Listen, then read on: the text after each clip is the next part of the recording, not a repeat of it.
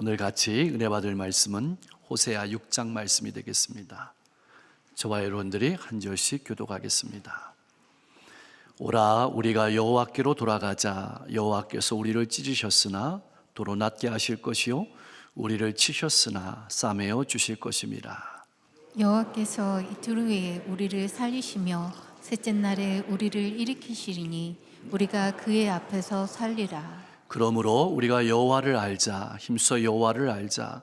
그의 나타나심은 새벽빛 같이 어김없나니 비와 같이 땅을 적시는 늦은 비와 같이 우리에게 임하시리라 하니라. 에브라임아, 내가 내게 어떻게 하랴? 유다야, 내가 내게 어떻게 하랴? 너희의 인애가 아침 구름이나 쉬 없어지는 이슬 같도다.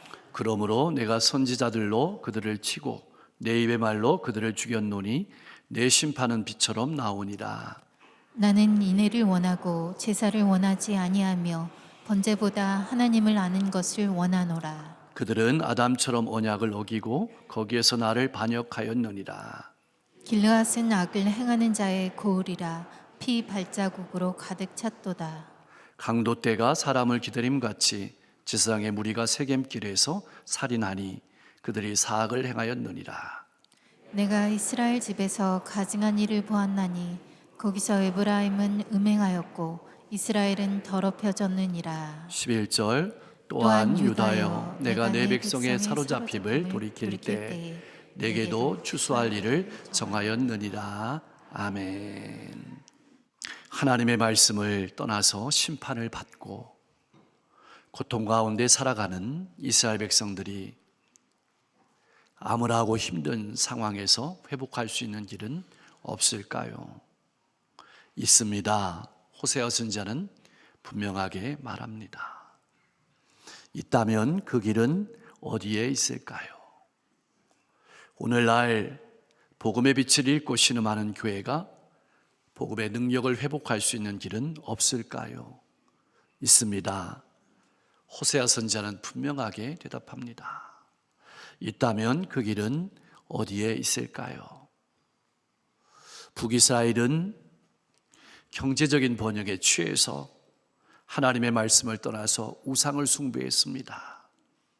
시리아와 연합해서 남유다와 전쟁을 벌였습니다.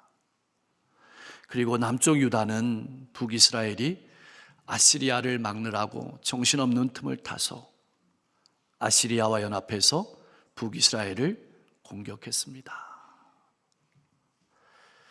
하나님의 백성이라고 자부하는 그들은 서로를 공격하면서도 나는 하나님의 백성이라는 자부심을 가지고 제사를 드리러 나아갔고 제물을 잡아 드리면서 형식적으로 참회의 기도를 드렸습니다. 그렇게 이스라엘 백성들은 제사는 드렸지만 삶으로 돌아가서는 전혀 달라진 것 없이 살아갔습니다. 그리고 삶으로 돌아가서는 정치적, 외교적, 군사적으로 이익을 계산하느라고 분주했습니다. 하나님의 심판을 받아서 깊은 고통을 겪으면서도 그들은 그 원인을 하나님께 대한 불순종과 말씀에서 찾지 아니하고 강대국과의 관계에서 찾았습니다. 강대국과 정치 외교적으로 잘 해결하면 그들의 상처와 고통을 회복할 수 있다고 생각한 것입니다. 사랑하는 성도 여러분, 나는 어떻습니까?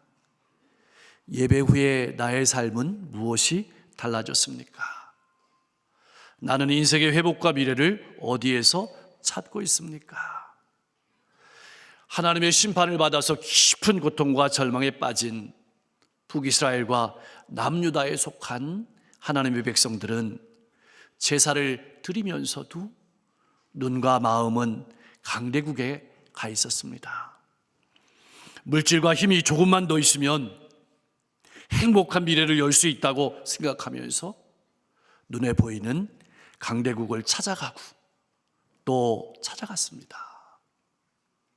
사랑하는 성도 여러분, 나의 눈은 어디에 있습니까? 나는 누구를 찾아가고 있습니까? 이러한 하나님의 백성들을 보신 하나님께서는 자기 백성을 갈기갈기 찢으셨습니다. 찢으셨다는 말은 포로로 끌려가서 흩어져 살게 하셨다는 말입니다. 치셨다는 말은 멸망시켰다는 뜻입니다. 아니, 하나님께서 왜 이렇게 택하고 구원받은 백성을 찢으시고 치시는 것일까요? 참 이해하기가 어렵습니다. 여러분이 고백하는 하나님은 어떤 분이십니까? 중요한 것은 우리가 믿는 하나님은 자기 백성을 찢으시고 사자처럼 집어삼키는 분이 아닙니다. 택하신 백성들이 방향을 돌이켜서 자기에게 돌아오기를 간절히 원하시고 돌아오기까지 기다리시는 분입니다. 돌아오기만 하면 과거를 묻지 않으시고 다시 받아주시는 하나님이십니다. 우리를 속히 살려주실 뿐만 아니라 회복의 은총을 누리게 하시고 외적인 문제만 해결해 주시는 것이 아니라 영적인 문제까지 해결해 주시는 분입니다. 그러나 어떻습니까? 막상 우리의 인생이 갈기갈기 찢기고 고통 가운데 있을 때에는 하나님이 나를 떠난 것처럼 보입니다. 내 인생에는 관심이 없는 것처럼 보입니다. 심지어 내 인생을 통째로 삼키는 분 같아 보입니다. 그러나 우리가 믿는 하나님은 그런 하나님이 아닙니다. 우리를 고치시기 위해서 우리의 몸과 마음에 상처를 내시는 분입니다. 하나님은 우리를 치료하기 위해서 우리를 찢으시는 아픔을 견디십니다. 참 희한합니다. 우리는 육신의 질병에 걸리면 의사를 찾아갑니다. 그리고 의사 선생님의 말에 순종하면서 자기의 몸을 전부 맡깁니다. 그러면서도 왜 내 몸을 찢었냐고, 왜 고통스럽게 했느냐고 항의하지 않습니다. 오히려 감사의 머리를 숙입니다. 그런데 하나님께서 우리의 영적인 질병을 치료하기 위해서 찢으시면 이스라엘 백성처럼 내가 제사도 잘 드렸는데 왜 이렇게 하느냐고 항의하며 원망할 때가 많습니다. 나는 어떻습니까? 항의하며 원망하지 않습니까? 나를 치료해달라고 내 몸과 마음을 맡깁니까? 기억하십시오. 우리가 믿는 하나님은 우리를 치실 때 마음이 아프십니다. 우리가 아파하는 것보다 더 아파하십니다. 우리가 울 때 우리가 우는 것보다 더 우시는 분입니다. 그러면 하나님은 언제 기뻐하실까요? 우리의 질병을 치유할 때 기뻐하십니다. 하나님의 말씀을 떠남으로 얻게 된 질병은 오직 하나님의 긍휼하심과 사랑의 능력만으로 치유될 수 있음을 잊지 마십시오. 우리는 광야와 같은 세상을 살아갑니다. 그래서 자주 목마릅니다. 아픕니다. 외롭습니다. 힘들어 포기하고 싶은 유혹을 받을 때가 또 얼마나 많습니까? 그래서 하나님의 위로가 필요하고 하나님의 격려와 소망의 말씀이 필요합니다. 그러므로 날마다 하나님 앞에 나아가십시오.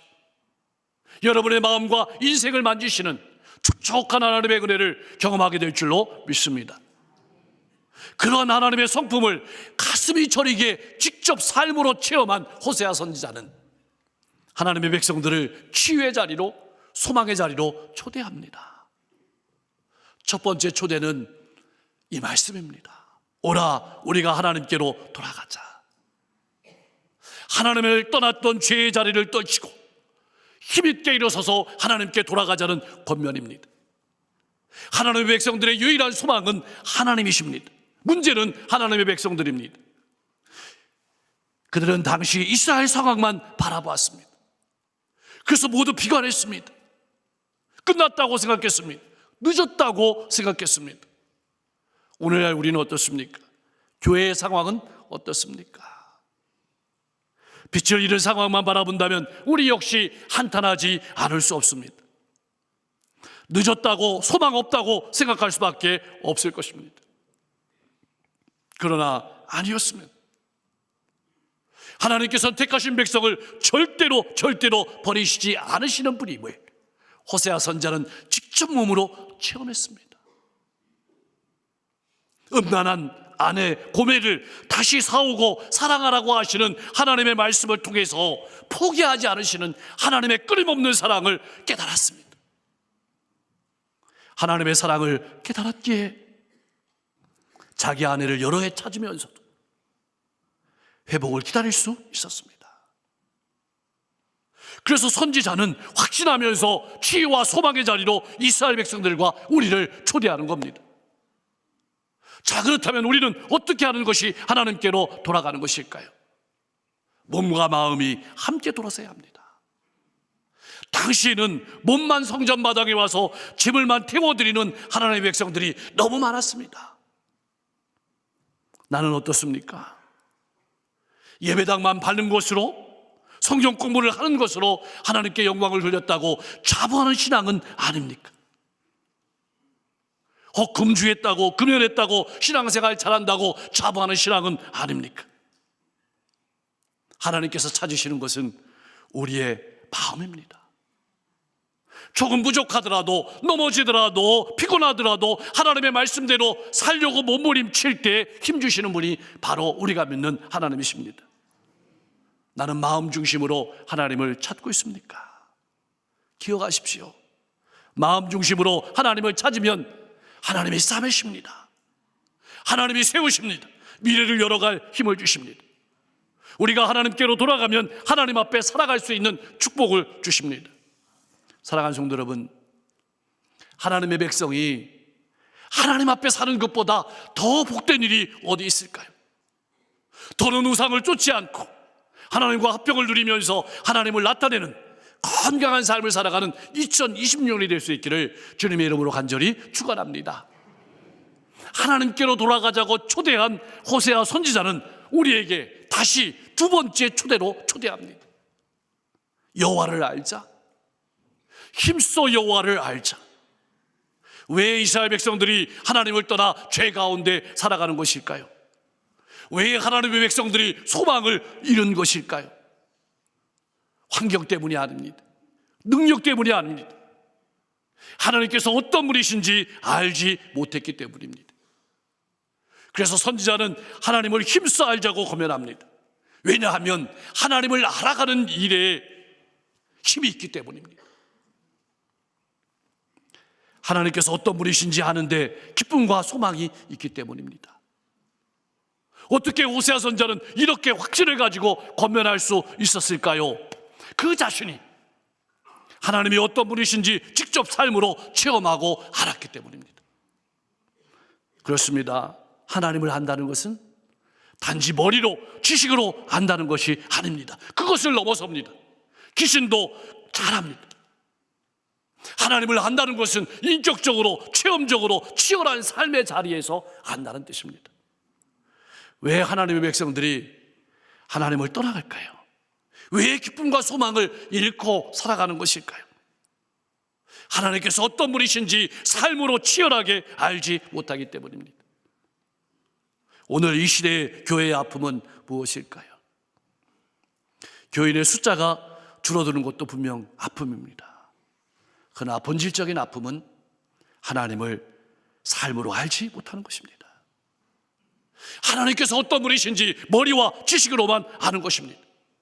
그래서 삶으로 하나님을 나타내지 못하고 세상과 구별된 삶을 보여주지 못하는 것이 우리의 아픔입니다. 그럼 어디서 소망을 발견할 수 있을까요? 바로 우리가 믿는 하나님이 어떤 분이신지 아는 데서입니다. 우리는 잘 알고 있습니다. 아무리 밤이 깊고 깊더라도 태양이 반드시 그 모습을 드러내고 떠오른다는 사실을.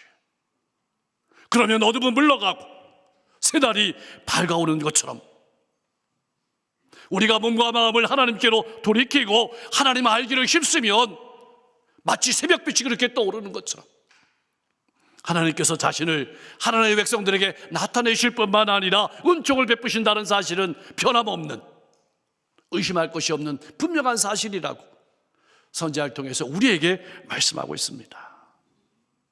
그렇게 우리의 인생 가운데 하나님이 빛을 비추시면 우리의 인생 가운데 있는 어둠은 물러가고 기쁨과 소망의 날들이 밝아오는 것입니다.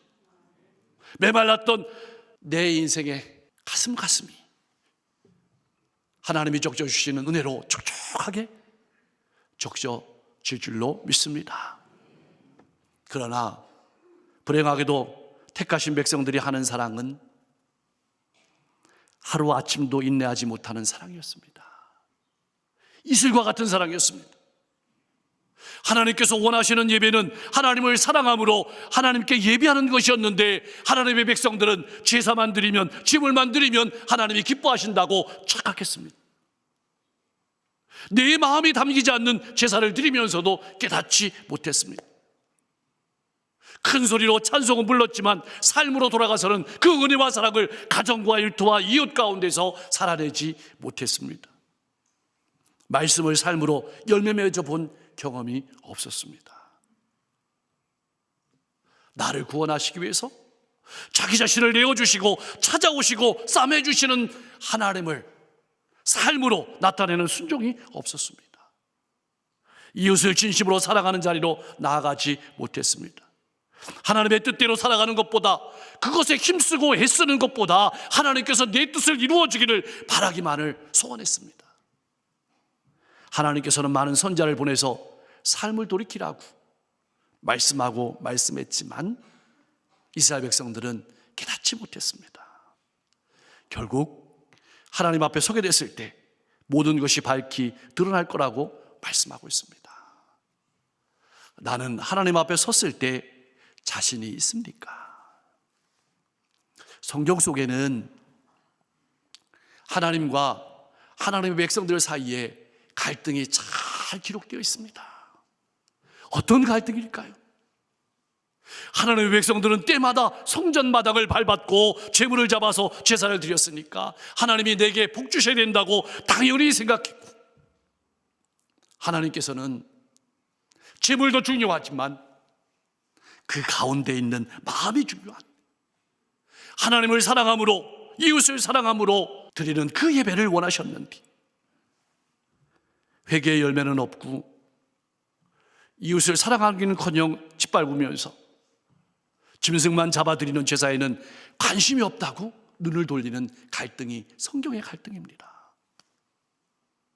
하나님을 알지 못해서 오는 갈등이란 뜻입니다. 나는 어떻습니까? 어쩌면 우리도 마찬가지일 수 있습니다. 예배당에 나왔고 헌금을 드리는 것으로 만족하고 있는 것은 아닙니까? 하나님께서는 하나님이 기뻐하시는 삶을 보여달라고 말씀하십니다. 사랑하는 성도 여러분, 하나님께서는 우리의 겉모습만을 보시는 분이 아닙니다. 우리의 마음 중심을 보시는 분입니다. 우리 마음을 하나님께로 돌이키고 호세아처럼 하나님께서 어떤 분이신지 삶으로 알아가면 하나님께서도 그 얼굴을 우리에게로 돌이키실 뿐만 아니라 은혜 베푸시고 미래를 활짝 열어주실 것입니다. 하나님의 백성들은 예배당에 나왔기 때문에, 예배를 드리기 때문에 저 세상 밖에 있는 세상 사람들과 구별되는 존재가 아닙니다. 삶으로 구별되는 사람입니다. 사람의 사랑이 아니라 하나님의 사랑으로 살아가는 사람으로, 그 사람이 그리스도인임을 잊지 마십시오.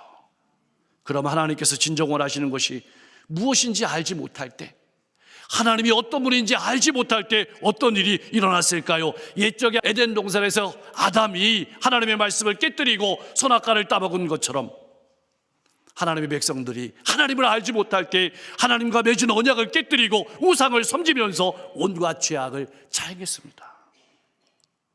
길르앗은, 세겜은 도피성이 있는 곳이었습니다. 다시 말하면 사람을 살려주는 장소였습니다. 그런데 사람을 살리는 그 지역이 핏자국으로 얼룩졌습니다. 폭력으로, 살인으로 얼룩졌습니다. 하나님의 말씀을 가르칠 뿐만 아니라 하나님의 말씀을 지켜야 될 제사장들마저도 마치 강도떼처럼 행인을 덮치고 물건을 약탈하고 목숨까지 빼앗았습니다. 그래서 온 이스라엘에 불륜과 음란이 가득했고 온갖 가증스러운 일로 자기의 인생을 더럽혔습니다. 그 결과로 하나님의 백성들은 그들이 뿌린 죄악에 대한 심판을 면할 길이 없었습니다. 오늘을 살아가는 신앙인으로서 나의 삶은 어떻습니까? 교육자들이나 교사, 그리고 속회 지도자들은 나의 삶이나 행동이 성도들이나 다른 이들에게 유익이나 도움이 아니라 도리어 해를 끼치고 있는 것은 아닌지 깊이 생각해 봐야 할 것입니다. 우리가 반드시 기억해야 될 것은 하나님의 말씀을 듣고 은혜 받는 것으로만 끝나면 나중에는 그것이 우리에게 큰 짐이 된다는 사실을 알아야 합니다. 우리에게 멍에가 되어서 돌처럼 우리 신앙을 굳어지게 한다는 사실을 잊지 말아야 합니다. 내가 다 해봤다라는 말은 조심해야 합니다. 호세아처럼 하나님의 말씀이 내 살이 되고 내 피가 되어야 합니다. 그리고 신앙이 자라야 합니다. 열매 맺어야 합니다. 교회는 어떤 곳일까요? 교회는 사람을 살리는 곳입니다. 세우는 곳입니다. 함께 웃고 함께 울면서 동행하는 곳입니다. 이 말씀을 들을 때 우리는 이렇게 질문할 수 있습니다. 내가 언제 사람을 죽였습니까?